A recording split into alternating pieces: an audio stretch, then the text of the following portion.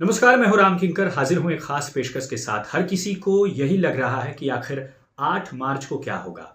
खास इसलिए सबको इंतजार है क्योंकि आम आदमी पार्टी एक तरफ लगातार विपक्ष में बैठकर दबाव बना रही है, दूसरी तरफ बीजेपी से बार बार सवाल पूछ रही है, आखिर चुनाव के वक्त किया गया आपका वादा वो कहां गया जहां पर आपने महिलाओं को 2,500 रुपए देने की पेशकश की थी। तो सबसे पहले आपको बता दूं कि सूत्रों के हवाले से जो सबसे बड़ी खबर इस वक्त आ रही है वो यही है कि दरअसल सरकार अभी पता ही नहीं है उसे कि आखिर उसके पास कितना फंड है और कहां कहां पर कितना खर्चा हुआ है। और ऐसा मैं इसलिए कह रहा हूं क्योंकि बीजेपी तो 27 साल से बाहर थी, विपक्ष में बैठी हुई थी। आम आदमी पार्टी को 22 सीटों पर इस विधानसभा चुनाव में सिमटने के बाद 48 सीटें पाकर के बीजेपी ने सरकार बना लिया है। 8 तारीख को उसका 8 मार्च होगा, यानी कि 8 फरवरी को जब इलेक्शन का रिजल्ट आया था उसके बाद से लेकर 1 महीने हो जाएंगे।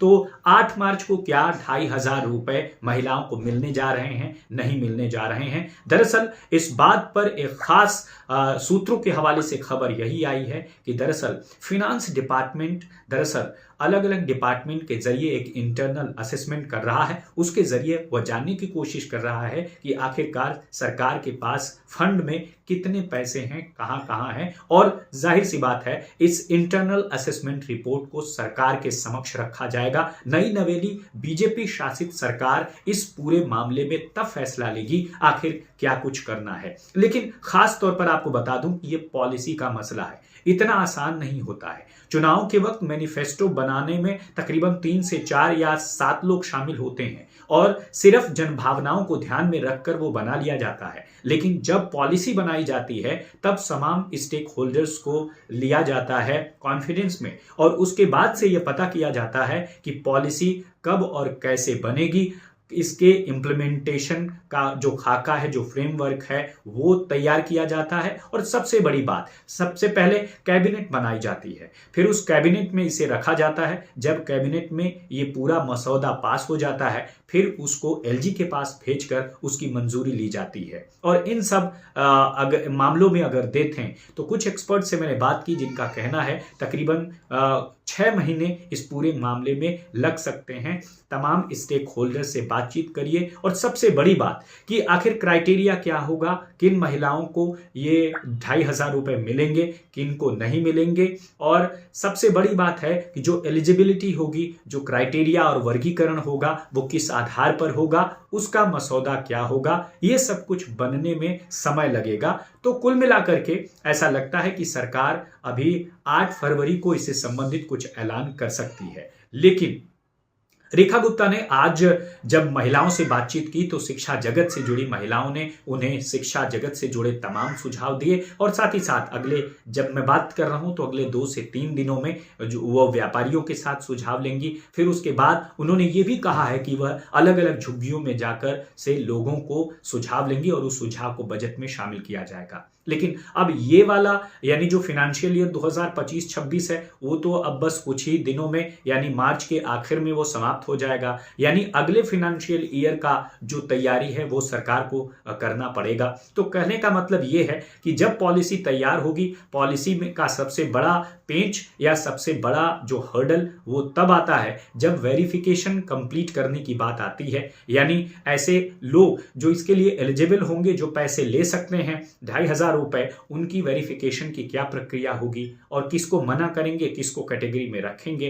तो ये तमाम ऐसे पहलू हैं जिस पर विचार होने में काफी समय लगता है। तमाम स्टेक होल्डर्स इस पूरे प्रक्रिया में शामिल किए जाते हैं, तब जाकर ये पॉलिसी इंप्लीमेंटेशन होती है। और हाँ, पॉलिसी सबसे पहले तैयार होकर के बजट में रखी जाएगी, इसका प्रावधान बजट में होगा, उसके बाद इसको आगे की तरफ बढ़ाने की बात कही जाएगी। लेकिन बात यूं ही खत्म नहीं होती है। दरअसल दिल्ली एक केंद्र शासित प्रदेश है, आधा राज्य है। केंद्र डायरेक्टली किसी केंद्र शासित प्रदेश को अपनी मदद नहीं दे सकता, लेकिन हाँ, प्रदूषण के नाम पर, यमुना की सफाई के नाम पर, पर्यावरण के नाम पर केंद्र अपनी मदद दे सकता है। तो क्या बीजेपी की शासित जो सरकार होगी इन तमाम मदों में मिले हुए पैसे को, केंद्र से मिले हुए पैसे को आसानी से इस्तेमाल कर सकती है? बिल्कुल नहीं।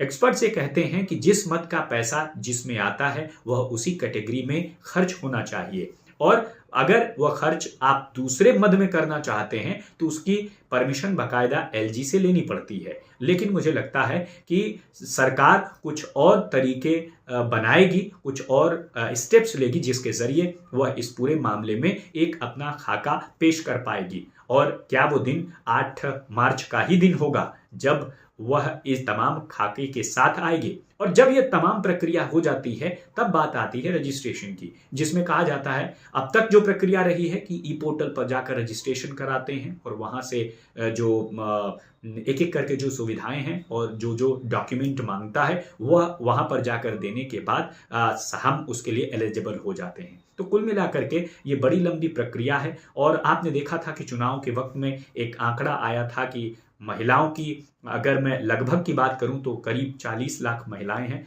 और महिलाओं ने इस बार ज्यादा वोट किया है पुरुषों के अपेक्षाकृत।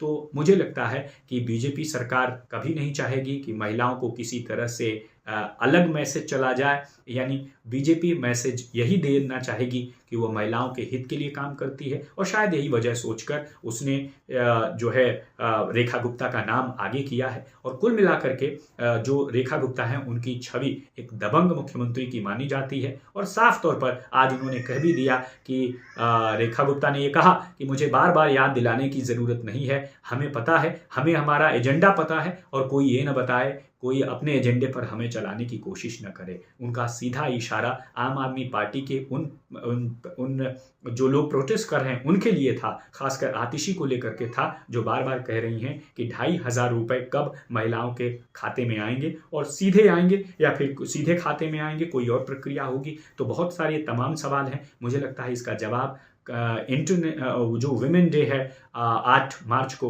उस दिन मिलने की उम्मीद है। और ऐसा लगता है कि बजट में बीजेपी सबसे पहले प्रावधान करेगी और उसके बाद से इस पूरे प्रक्रिया में आगे की तरफ बढ़ जाएगी। तो ये पूरा का पूरा जो एपिसोड था ये सूत्रों के हवाले से उस खबर पर है जहां पर एक इंटरनल असेसमेंट रिपोर्ट के जरिए सरकार थाह ले रही है कि उसके पास कितना फंड है और कैसे कैसे वह 2,500 रुपए महिलाओं के अकाउंट में देगी। और सबसे बड़ी बात, कौन कौन सी महिलाएं इसके लिए पात्र होंगी और कौन कौन इसमें जो है शरीक नहीं हो पाएंगी, यानी इसका लाभ नहीं ले पाएंगी।